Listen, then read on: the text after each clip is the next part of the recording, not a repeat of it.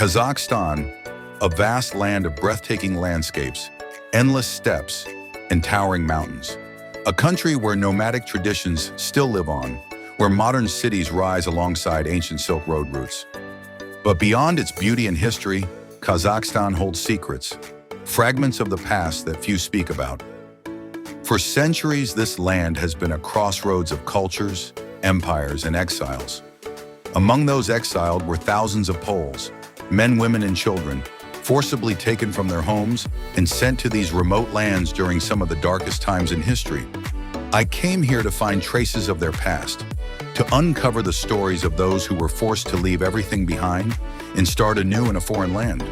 But what I discovered was something far more complex than I expected. From the moment I arrived, I noticed something unusual. People were hesitant. Questions about the Polish exiles were met with silence. And soon I started to realize why. I visited 3 schools, a church, and another building, hoping to learn more about the Polish presence here. But every time I asked questions, I was met with silence. People seemed afraid to speak, as if discussing history itself was dangerous. Then I received a message. Someone warned me that people here have the right to shoot. Another person, whom I don't even know, wrote that they could shoot at me for what I was doing. Was I uncovering something that wasn't supposed to be uncovered? Luckily, I met someone who was willing to help. A school teacher who spoke English. She gave me addresses, guiding me to places where I might find traces of Polish history.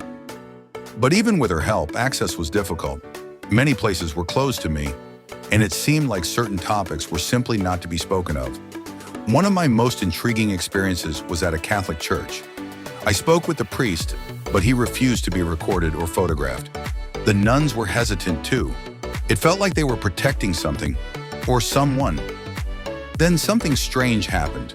A woman who spoke a little Polish had invited me to Mass over the phone, but when I arrived, she wasn't there. No one knew where she was. Or maybe they didn't want to say. Polish history in Kazakhstan is tied to exile, deportations, and survival. But today it seems like even remembering that past is dangerous. Are Catholics and Christians being persecuted here? Is the history of Polish exiles being erased? I don't know the full answer, but what I do know is that history should never be something people are afraid to talk about. Maybe some stories aren't just forgotten. Maybe they're being hidden. But the question is, why? Let me know what you think in the comments. Should history like this be talked about more? Kazakhstan is a land of contrasts, a country where ancient nomadic traditions exist alongside modern skyscrapers, where vast open landscapes stretch beyond the horizon, and where history is layered with stories of migration, exile, and resilience. It has been a place of refuge and a place of suffering. For centuries, different peoples have passed through here, merchants along the Silk Road, conquerors, explorers, and those who had no choice but to stay. The Polish exiles were among them, sent here not by choice but by force. Some of their descendants still live here, yet their history remains difficult to talk about. But why? Why is this chapter of the past so sensitive? Are the memories too painful? Or is there something deeper, something that some would rather remain forgotten? This journey has left me with more questions than answers.